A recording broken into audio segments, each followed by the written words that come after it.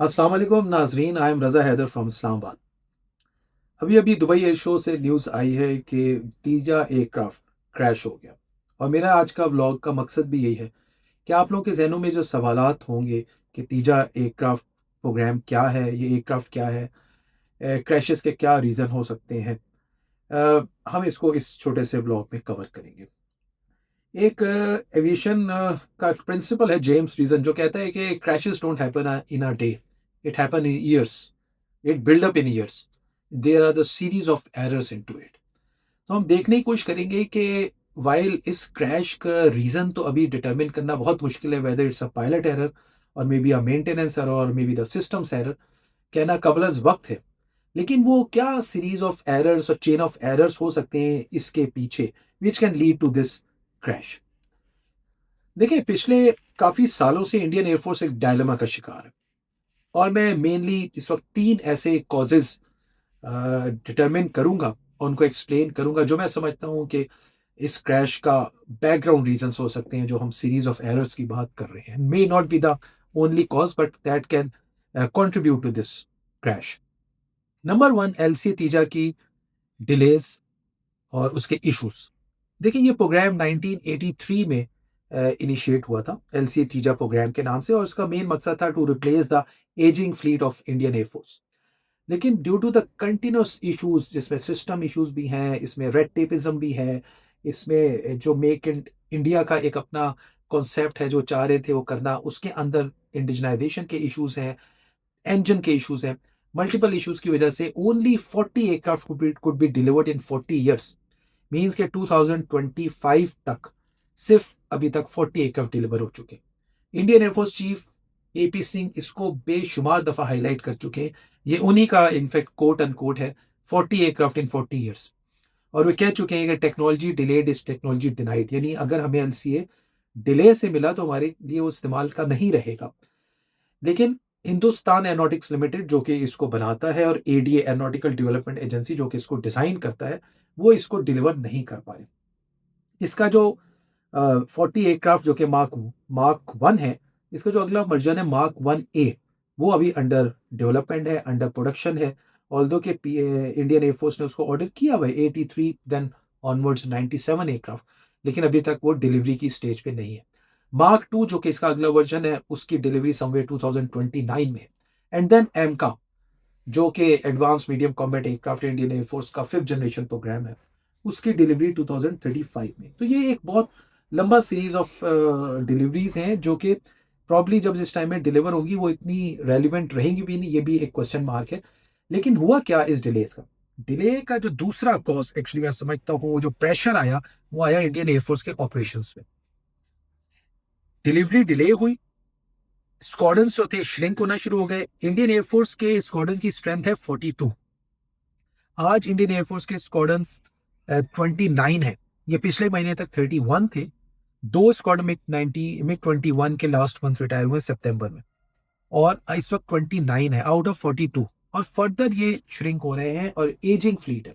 अब हो क्या रहा है कि एलसीए तीजा डेवलप नहीं हो पा रहा और वो डिलीवर नहीं हो पा रहा इंडियन एयरफोर्स को। इंडियन एयरफोर्स के जहाज एजिंग होते जा रहे, पुराने होते जा रहे, वो उनको रिप्लेस नहीं कर पा रहे, इंडियन एयरफोर्स के स्क्वाड श्रिंक हो रहे। तो इससे क्या होता है, जो तीसरा रीजन मैं जिसमें आ रहा हूं, कि इंडियन एयरफोर्स पे प्रेशर पड़ता है ऑपरेशंस का, खासतौर पर ऑपरेशन मार्का हक के बाद तो उन पर बहुत प्रेशर है। जब 7-0 हुआ, क्योंकि उनका फ्लीट और पाकिस्तान एयरफोर्स का अलहमदुल्ला जो फ्लीट है पाकिस्तान ने जो उनके साथ 7-0 किया है, वो उसको कंपीट नहीं कर सकते। अब वो उनकी प्रेशर है कि इधर buy a procure a foreign aircraft, या मेक योर ओन एयरक्राफ्ट, जो कि एलसी तीजा है। तो इस क्रैश का एक तो बहुत बड़ा अफेक्ट होगा उस एलसी तीजा प्रोग्राम के, उसके डिलीवरीज पे, क्योंकि अब इसकी इन्वेस्टिगेशन होगी, रीजन ढूंढे जाएंगे। अगर कोई सिस्टम इशू है, कोई डिजाइन इशू है, तो ये it will take back years to the programme. और अगर फॉरेन प्रोक्योरमेंट पे जाते हैं तो वहां भी इश्यूज है। वहां पहले अमेरिका ने उनको F-35 ऑफर किए थे। उसके बाद जब अमेरिका ने, यूएस ने इंडिया पे टैरिफ लगाए, तो वो भी एक इशू बन गया। F-35 एक खुद एक क्वेश्चन मार्क है whether it will be procured और नॉट। Su-57 रशियन जहाज है, जो कि वन ऑफ द ऑफर है टू इंडियन एयरफोर्स।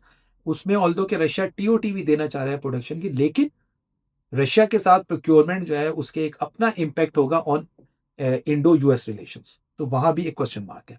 अब आ जाए राफेल। राफेल में भी द नेक्स्ट चॉइस, लेकिन राफेल तो इंडियन एयरफोर्स को डिलीवर नहीं कर सका जो उसको करना चाहिए था ड्यूरिंग द मार्केट हक। फिर उसके एक सोर्स कोड इश्यूज भी चल रहे हैं which France has decline to give so which is required to integrate the weapon into the Rafale aircraft.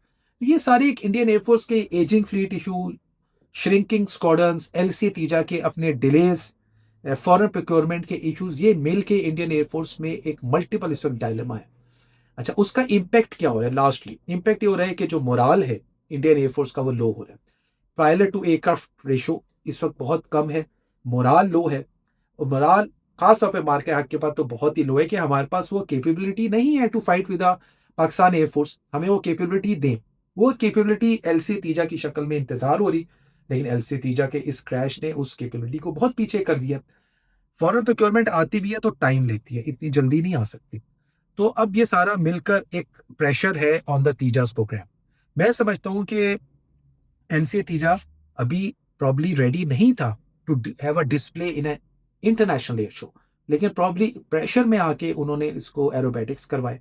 आपने सुना होगा इसकी परसों ऑयल लीक भी आई हुई थी ऑन द ग्राउंड, जो कि ठीक है जहाज़ों में आ जाती है, लेकिन एयर शोज के जो जहाज़ होते हैं बड़े स्पेशल होते हैं, उसकी स्पेशल मेंटेनेंस टीम्स होती हैं, स्पेशल पायलट्स होते हैं बड़े एक्सपर्ट किस्म के, वहां पे इस तरह के इश्यूज नहीं आते, लेकिन इस जहाज में आए। इसका मतलब there are some maintenance issue also. ठीक है, और उसके बाद पायलट पे भी यकीनन प्रेशर होगा टू परफॉर्म कंपैरेटिवली। JF-17 ने अल्हम्दुलिल्लाह बहुत अच्छा परफॉर्म किया दुबई एयर शो में, और उसने अपनी परफॉर्मेंस दिखाई। उसका भी एक प्रेशर था इंडिया के ऊपर, इंडियन पायलट के ऊपर यकीनन। और मैं समझता हूँ कि जो मैनूवर था वो भी उसका अभी क्वेश्चन मार्क है, वो जो उसने मैनूवर किया उससे वो डेल्टा विंग में लिफ्ट जनरेट भी नहीं कर सका। वो एक अलग इशू है, वो तो अभी कॉज ऑफ अक्रेंस इन्वेस्टिगेशन के बाद सामने आएंगे कि weather it's a pilot issue और इट्स अ मेंटेनेंस इशू।